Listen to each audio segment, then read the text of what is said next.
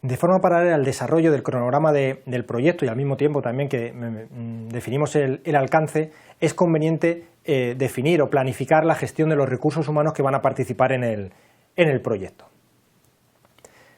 El objetivo o la misión, la razón de ser de este proceso es identificar dentro de la estructura del proyecto que estamos planificando y posteriormente vamos a ejecutar y a generar el entregable final, bueno, pues los roles que van a desempeñar cada uno de los recursos del proyecto, las responsabilidades que va a tener cada recurso, las habilidades necesarias que vamos a demandar de cada uno de los recursos que van a participar en las diferentes actividades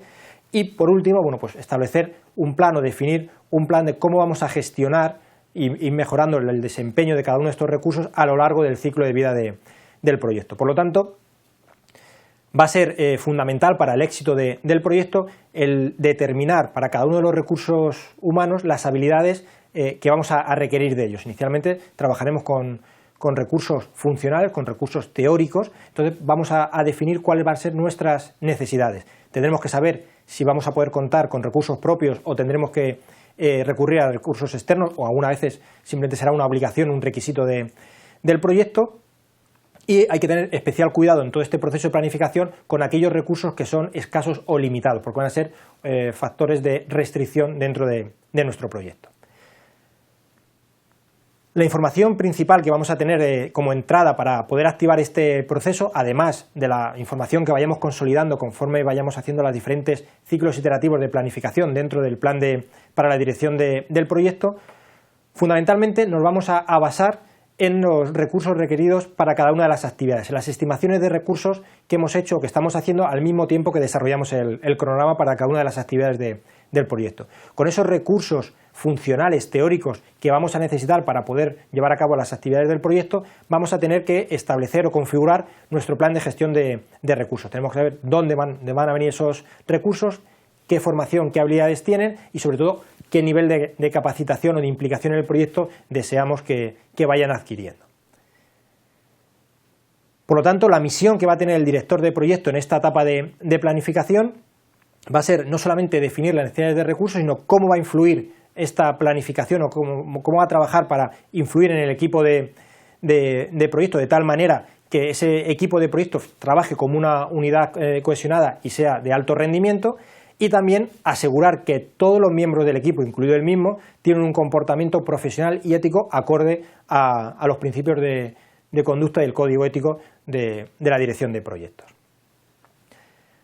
Por lo tanto, desde el principio de este proceso y a lo largo de todo el desarrollo y posterior aplicación del plan de gestión de recursos humanos, la interacción que va a tener el director de proyecto va a ser siempre con personas propias de su organización o externas. Por lo tanto, tendrá que, uno de los requisitos que se le va a demandar al director de proyecto es pues, un nivel de competencias y de desarrollo de lo que se denominan las habilidades suaves, las soft skills. O sea, todas las habilidades relacionadas con la gestión de personas, de recursos, etcétera. O sea, todo lo que es pues,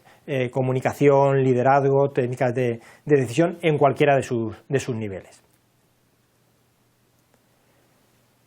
Por lo tanto, teniendo en cuenta estas necesidades que vamos a tener para nuestro proyecto, bueno, pues el plan de dirección de recursos humanos como salida de este proceso va a tener que contener tres elementos principales. La definición de roles y responsabilidades, y ahora veremos diferentes maneras de poder documentar o definir estos roles y responsabilidades, el organigrama del proyecto, que no va a ser el mismo organigrama de nuestra organización, en este caso el organigrama del proyecto en la cabeza va a estar el director de proyecto como máximo responsable, y luego el plan concreto para la administración del personal o de las personas asignadas al proyecto. Veamos cada uno de estos elementos con un poquito más de detalle. La asignación de roles y responsabilidades básicamente consiste en definir los roles o funciones de las diferentes personas que van a participar en el proyecto, también las responsabilidades, o sea, el trabajo al que están asignados cada uno de ellos, y además dos elementos complementarios que ayudan a definir toda la participación o la interacción de las personas en el proyecto, el nivel de autoridad de cada una de estas personas, o sea, quién tiene derecho a asignar recursos, tomar decisiones o aprobar en un momento dado diferentes acciones, y también niveles de competencias, o sea, habilidades y capacidades para que vayan pudiendo completar las diferentes actividades a las que están asignados dentro del proyecto. Para documentar o para determinar estos roles y responsables hay diferentes elementos. Podemos optar por estructuras de desglose, bien de la organización o bien de recursos, dependiendo cuál sea cómo enfoquemos el proyecto. La estructura de desglose organizacional es similar a nivel de formato a una EDT. Entonces, en el primer nivel lo que establecemos son los diferentes departamentos de nuestra organización y qué trabajo va a tener que desempeñar cada uno, o va a estar asignado a cada uno de estos departamentos. Esto viene bien para estructuras funcionales. Más habitual es utilizar la estructura de desglose de recursos. Aquí lo que tenemos en el nivel superior de nuestra descomposición, los diferentes recursos funcionales que van a participar en el proyecto y las actividades, los paquetes de trabajo de la EDT que va a tener que llevar a cabo los que están asignados cada uno de estos recursos. El problema de estas estructuras de desglose es que simplemente estamos asignando responsabilidades, pero no nos permiten identificar pues, niveles de los roles concretos, ni niveles de autoridad o de capacidad. Para eso es mejor utilizar matrices. Bien, matriz de asignación de responsabilidades, donde simplemente asignamos o cruzamos recursos con cada uno de los paquetes de trabajo de la EDT y vamos identificando para cada uno de esos paquetes de trabajo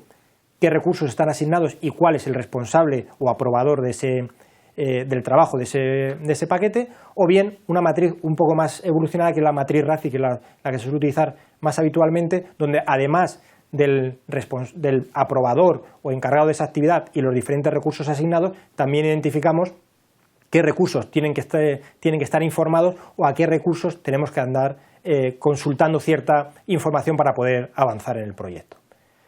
Básicamente una matriz RACI consiste en lo que tenemos ahora mismo en la diapositiva, ir asignando o ir cruzando cada uno de los paquetes de trabajo de la EDT con los diferentes recursos que tenemos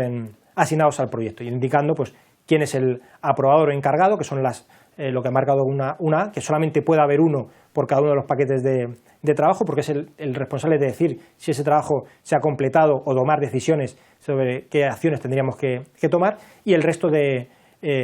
roles o funciones que van a desempeñar los diferentes recursos asignados. Además de la asignación de roles y responsabilidades dentro del plan de gestión de recursos humanos, es muy importante establecer un plan para la gestión posterior de los recursos asignados. No solamente decir qué trabajo o qué asignaciones tenemos, sino cómo esas personas van a ir evolucionando dentro del proyecto. Y para esto, ¿o qué elementos tiene que incluir el plan para la administración del personal? Inicialmente, condiciones para la adquisición de ese personal. ¿Cómo vamos a asignar o de dónde van a venir esos recursos que se van a asignar al proyecto? ¿Van a ser internos? ¿Van a ser externos? ¿Qué condiciones van a tener? También es necesario ajustar el calendario de recursos. Además, este calendario de recursos tendría que adaptar o adecuar lo máximo posible a la planificación del cronograma que estamos haciendo en paralelo. Pues aquí definimos para cada uno de los tipos de recursos funcionales, bueno, cuál va a ser su carga de trabajo, distribución temporal, etcétera.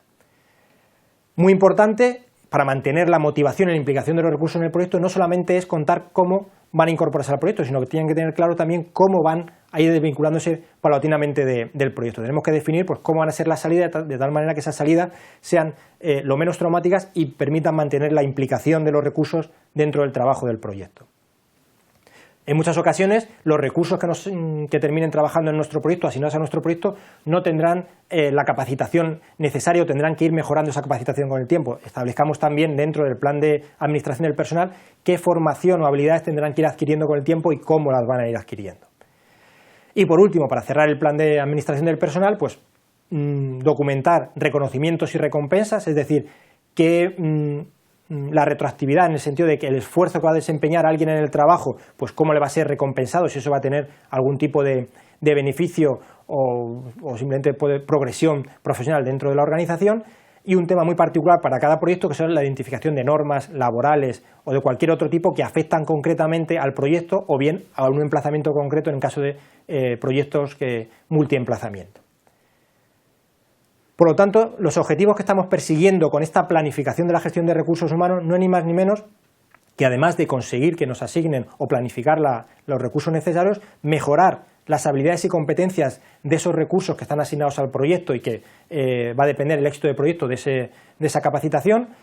mejorar o potenciar los sentimientos de confianza y de cohesión, porque queremos que no solamente tener miembros o recursos asignados a nuestro proyecto, sino que formen un equipo cohesionado y que trabaje de manera uniforme, y además que ese equipo vaya mejorando, vayamos alcanzando mejores cotas de rendimiento. Todo esto lo vamos a definir en el proceso de planificación y luego lo iremos llevando a cabo en los posteriores procesos de ejecución del proyecto, a lo largo de la ejecución.